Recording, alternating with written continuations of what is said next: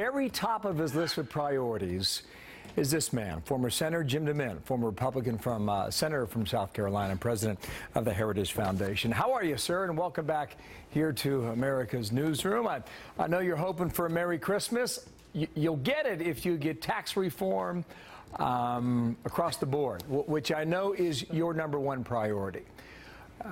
Well, there are a lot of priorities, Bill. Here's the question, though. Do you believe Mr. Trump will deliver on that promise? Well, I believe he definitely intends to. He'll have a battle in Congress.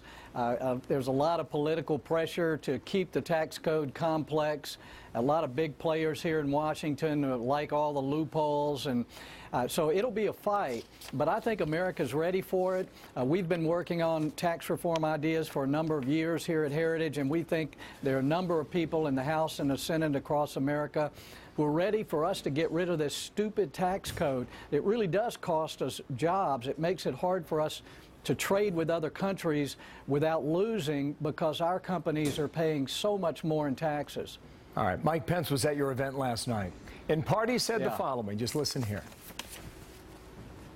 The focus of this administration ultimately is going to be about, it's ultimately going to be about growth. The first 100 days, I was visiting Capitol Hill the other day, and I told my former colleagues there to buckle up. Vacation's over. We're going to work. I don't know if a lot of folks at Heritage were on the Trump train early. Were they?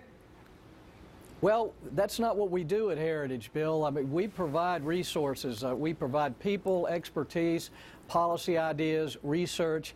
Anyone who wants to use those, and over 10 of the presidential candidates on the Republican side were in for briefings, and we've been working on transition for over a year, collecting the names of good people all over the country for every position. We've been developing policy manuals, what the administration needs to do to get rid of regulations. So we've been working a long time to get ready, but it's not about endorsing a person. It's about the ideas that'll make this country great again. Okay, more on the transition in a moment. But if you were to get your wish list, what would that look like, Senator? Well, very quickly, we want to repeal Obamacare so we can begin the process of replacing it with patient-centered, free market health care. We need to fund the border fence so that we can stop this uncontrolled immigration coming into our country right now and get back to a legal system that works for our country. The next thing would be a good Supreme Court nominee, which we've had a chance to work on with the president-elect. And then we move on to taking down the regulations, executive orders, and then to tax reform. So that's my Christmas wish list. All right. Well, we'll see how good Santa's going to be to you in January of 2017. You mentioned the transition, sir. New York Magazine has this headline. I just want your reaction. Remember Jim DeMint? His fingerprints are all over the Trump transition.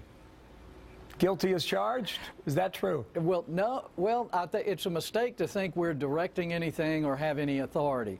As I said before, we want to be a resource, but the reason that we're being used so much by the Trump team is I think we're the only policy organization that has really been working on this in a serious way for a long time. And we've had volunteers since the convention, since Donald Trump became the nominee, working on ideas and policies, and again, collecting names so that Donald Trump's people can select from a really good list. So I don't want to suggest that we have any authority in this, but we are a big resource, and we're grateful for that. Okay, last question.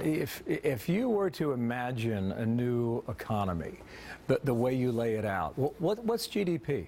What's growth, realistically? Well, I think it's realistic to get between 3% and 4%. It may take a while to ramp up to that.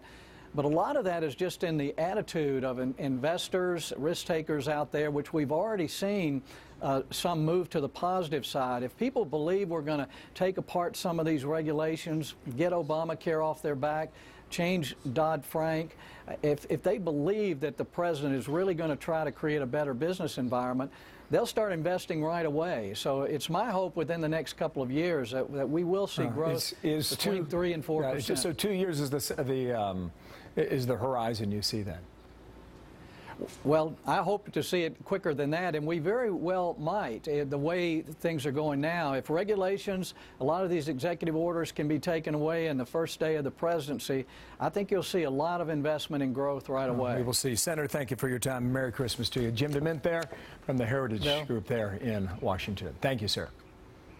Thanks, Bill. President-elect Trump announcing more jobs and money coming into the United States. So we're going to defend